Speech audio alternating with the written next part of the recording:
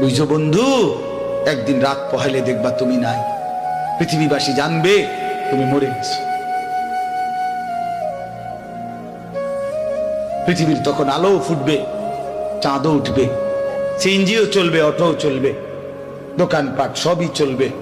এই পৃথিবীর হই হুল্লুর হুলুস্থুল ব্যস্ততা, ধোকাবাজ এই দুনিয়া, কেউ থামবে না, শুধু তোমারে কবরে পাঠায়। ধোকাবাজ এই দুনিয়া, এই দুনিয়া প্রতারক, এই দুনিয়া কেউ থামে না। সামনের সিএনজি অ্যাক্সিডেন্ট করলো, পিছনের সিএনজি থামে না, ছাড়ি দিয়ে যায় না। সামনের গাড়ি অ্যাক্সিডেন্ট করলে পিছনের গাড়ি থামে না, ছাড়ি দিয়ে যায়।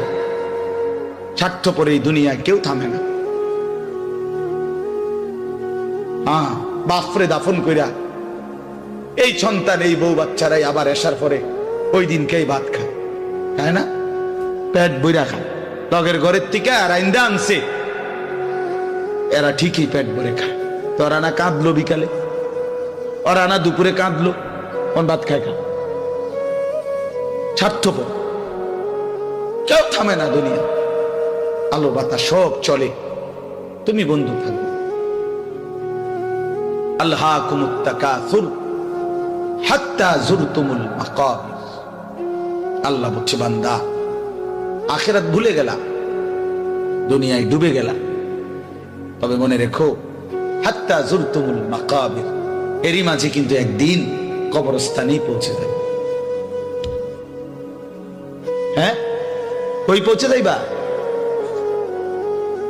তোমরা কবরস্থান দেখো নাই ভাইয়া? কাল্লা সাউফা তা'লামুন। আল্লাহ বলে, কবরে আসলেই আমি বুঝাই দেব বান্দা আমার নাফরমানির শাস্তি কেমন। সুম্মা কাল্লা সাউফা তা'লামুন। আবার নাফরমান হাসরের ময়দানে আসলে আমি আবার বুঝাই দেব আমার অবাধ্যতার শাস্তিটা কি। একবার বুঝাবো কবরে। তাফসীরের মধ্যে আছে কাল্লা সাউফা তা'লামুনা ফিল কবরি সুম্মা কাল্লা সাউফা তা'লামুনা ফিল আখিরাহ। আল্লাহ বলে, একবার কবরে বুঝাইবো আমারে ত্যাগ করা, আমার নাফরমানি, আমারে সিজদা না করার শাস্তিটা কি, কবরেই টের পাইবা। ওয়া ইউকাইয়াদু লাহু মালাকুন আমা ওয়া আসাম্মু আবকাম। নবী বলেন, নাফরমানের কবরে এমন একজন ফেরেশতা পাঠানো হবে, যেই ফেরেশতা অন্ধ, বোবা, বধির, চোখেও দেখে না, কানেও শোনে না, জবানেও কথা বলতে পারে না। ফায়ুদরাবু লাহু বিমিতরাকাতিন মিন হাদিদ গরবাতান বাইনা উদুনাইহি। আল্লাহর নবী বলেন, ওই ফেরেশতা ওই নাফরমান পাপীকে লোহার হাতুড়ি মুগুর দিয়ে দুই কান বরাবর এমন জোরে আঘাত মারবে, ফায়াসিহু সাইহাতান ইয়াসমাউহা মান ইয়ালিহি ইল্লা তাকালাইন। নবী বলে, নাফরমান এত জোরে চিৎকার করবে, মানুষ এবং জিন ব্যতীত আল্লাহর সব সৃষ্টি শুনবে।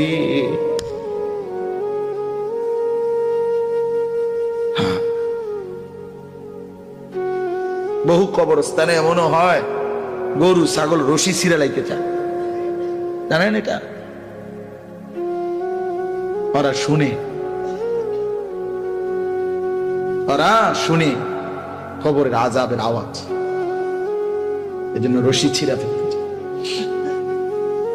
প্রিয় বন্ধু, কষ্ট পাইবা, এই অনিবার্য বাস্তবতা কবর ইমানদার হিসাবে অস্বীকার করার কোনো জো নাই, পাশ কাটাইবার কোন সুযোগ। এই দল কিংবা এই দল, আমি কিংবা তুমি, কেহই অনিবার্য এই সত্য, চিরন্তন এই বাস্তবতা, নিদারুণ এই সত্য, কবর, আখিরাত, মৃত্যু, এটাকে পাশ কাটাবার সুযোগ নাই, নাই। অতএব আমি অনেক নওজোয়ান, তোমরা মাশাআল্লাহ এই ভালোবাসা কি দিয়া মূল্যায়ন করে, এই মহব্বত আল্লাহর জন্য। তাইলে যেহেতু তোমরা পছন্দ করে ভালোবেসে আল্লাহর জন্যই আসছো, আল্লাহর কথা শুনবার জন্যই আসছো। আমি অনুরোধ করি তোমরা আরেকটু আগাও। যেহেতু আল্লাহকেই ভালোবাসো, আল্লাহর কথাই শুনতে চাইছো, আল্লাহর জন্যই বসছো ভাইয়া, দাঁড়াইছো, তো আর একটু হিম্মত করে সেজদা দিয়া দাও। মালিকের সেজদা দাও, ঠকবা না। আল্লাহরে সেজদা দিয়ে কেউ ঠকে না, আল্লাহর গোলামি করে কেউ ঠকে না। প্রিয় ভাই, নষ্ট হইও না। প্রিয় সন্তান আমার, নষ্ট হইও না। প্রিয় যুবক আমার, নষ্ট হইও না। মুসলমানের কিশোর তরুণ নওজোয়ান, আগামীর ইসলামের পতাকা তুমি হাতে নিও।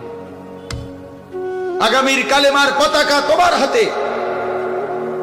সারা পৃথিবীতে ইমানদারের বিজয় হবে, হচ্ছে। সারা পৃথিবীতে মজলুমের বিজয় হচ্ছে, জালেমের পতন হচ্ছে। কোথাও সারা পৃথিবীতেই জালেম থরথর করে কাঁপতেছে।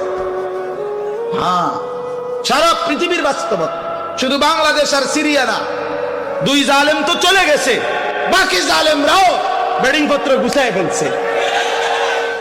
5ই আগস্টের জালেম ভাগছে, 8ই ডিসেম্বরে সিরিয়ার বাশার আল আসাদ নামে আরেক জালেম ভাগছে। বাকি জালেমরাও গাট্টি মুস্কা গুইলা লাইছে, ওরাও ভাগবে। ইসরায়েলের ওই বেঈমান কুত্তা নেতানিয়াহু অয় পালাইবে, অয় পালা। বার্মার বেঈমান ওরাও পালাবে, ইন্ডিয়ার বেঈমানও পালাবে। কোন সন্দেহ, বিজয় ইমানদারের।